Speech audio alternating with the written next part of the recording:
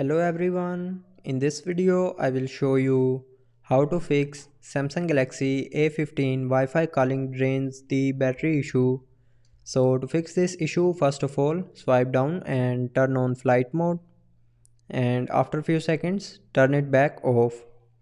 But if it doesn't fix your problem, then go back to your home screen and open settings.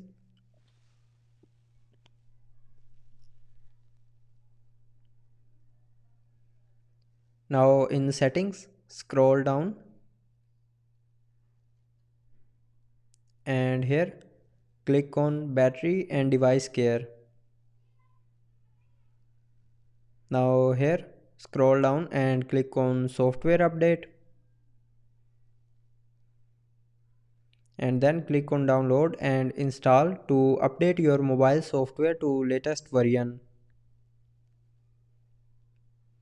And after updating, your problem will be fixed.